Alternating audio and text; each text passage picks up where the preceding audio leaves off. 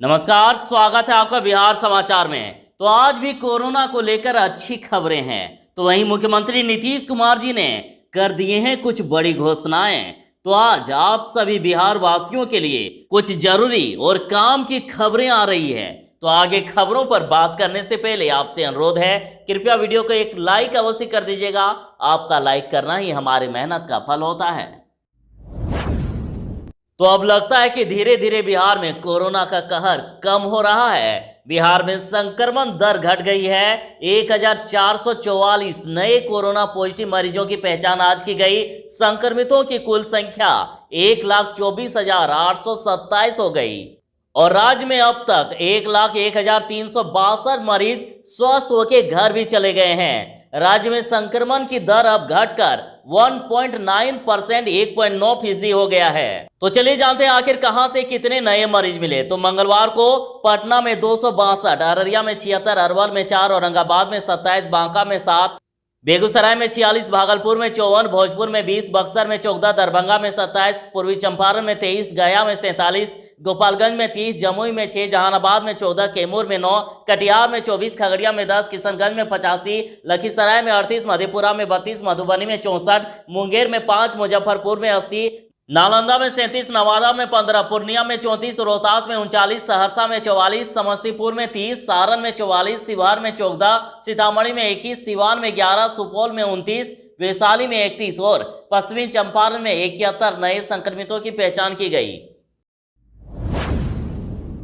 तो अनलॉक 4 की गाइडलाइन, तो देखिए केंद्र सरकार ने तैयार किया है गाइडलाइन और जानेंगे किन किन राज्यों में स्कूल खोलने की तैयारी है। पहले ही बता देता हूं कि बिहार सरकार ने अभी कोई भी ऐसी सूचना जारी नहीं की गई है, लेकिन मैं आपको यह बता दूं कि कहां कहां पर स्कूल खोल सकते हैं। तो आंध्र प्रदेश में 5 सितंबर से चलेंगे क्लास।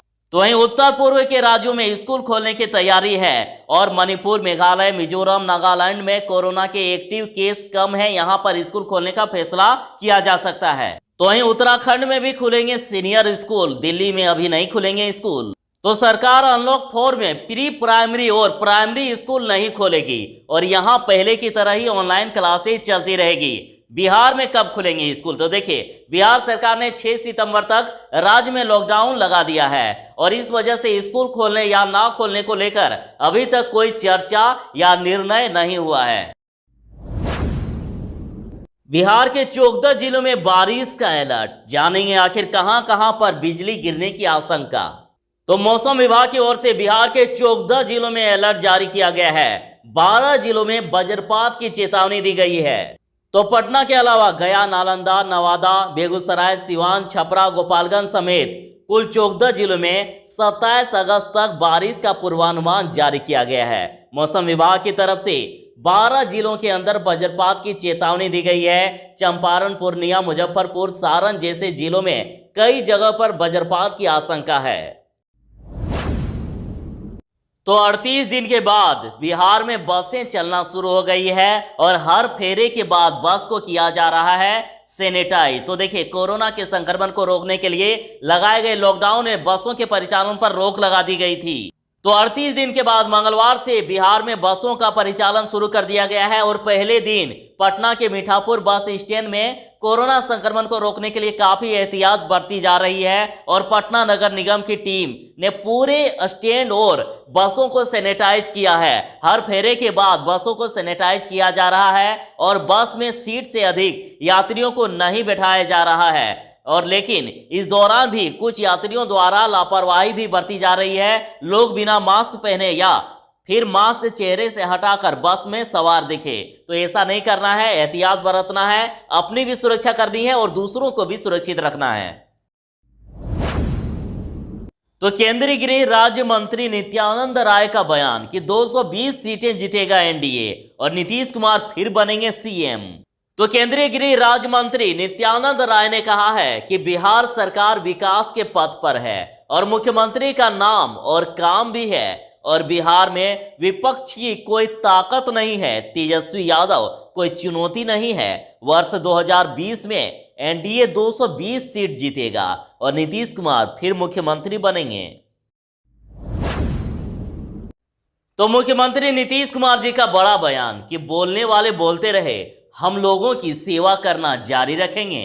तो मुख्यमंत्री नीतीश कुमार ने विपक्ष पर निशाना साधते हुए कहा कि बोलने वाले कुछ भी बोलते रहे, हम अपना काम करते हुए लोगों की सेवा करना जारी रखेंगे और सेवा करना ही हमारा धर्म है। युवा पीढ़ी के लोगों को पता होना चाहिए कि बिहार किस स्थिति से निकलकर आज कहां पहुंच गया है। वर्ष 2005 तक बिहार में शिक्षा के लिए 4,366 करोड़ का बजट था और आज 33,191 करोड़ रुपए का बजट है। बिहार एक गरीब राज्य है, फिर भी राज्य में शिक्षा को बढ़ावा देने के लिए बजट का 20% खर्च किया जा रहा है। उन्नयन बिहार को पूरे देश में स्वीकार किया गया। तो वहीं कोरोना संकट के दौरान डीबीटी के माध्यम से स्कूली बच्चों के बैंक खाते में 2,892.2 करोड़ रुपए ट्रांसफर किए गए। तो मुख्यमंत्री नीतीश कुमार की पहली वर्चुअल रैली 6 सितंबर को और विधानसभा चुनाव का फूकेंगे बिगुल। तो जदयू के राष्ट्रीय अध्यक्ष और बिहार के मुख्यमंत्री नीतीश कुमार की पहली वर्चुअल रैली 6 सितंबर को होगी और पार्टी की ओर से मंगलवार को इस संबंध में बयान जारी कर दिया गया है और कहा गया है कि जदयू द्वारा बनाए गए अपने वर्चुअल प्लेटफॉर्म से माननीय मुख्यमंत्री नीतीश कुमार बिहार विधानसभा चुनाव के अभियान का आगाज करेंगे।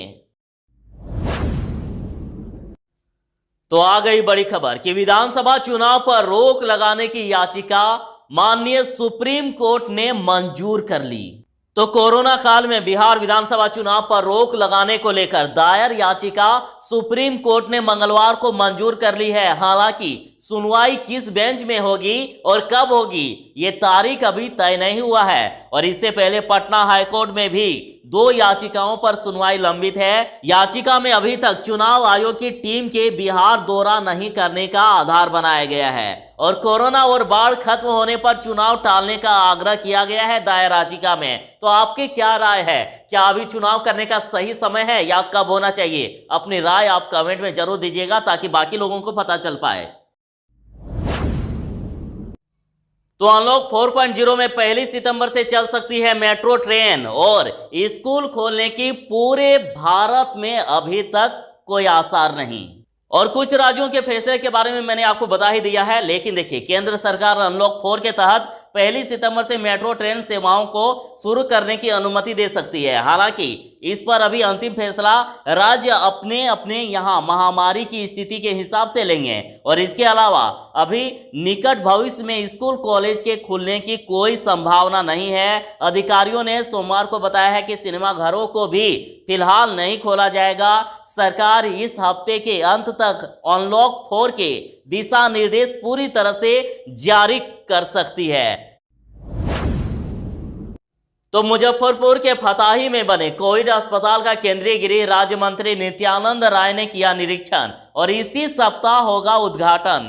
तो देखिए बिहार के मुजफ्फरपुर के फताही हवाई अड्डे परिसर में बन रहे 500 बेड के कोविड केयर अस्पताल का निरीक्षण मंगलवार को केंद्रीय गृह राज्य मंत्री नित्यानंद राय ने किया है। उन्होंने अस्पताल की व्यवस्थाओं का जायजा लिया और फताही हवाई अड्डे परिसर में 500 बेड के अस्थायी अस्पताल डीआरडीओ की ओर से बनाया जा रहा है और इस अस्थायी अस्पताल में सेना के डॉक्टर कोरोना मरीज का बिल्कुल फ्री में इलाज करेंगे और अस्पताल बनने से मुजफ्फरपुर के साथ अन्य जिलों के कोविड मरीजों को भी बड़ी राहत मिलेगी।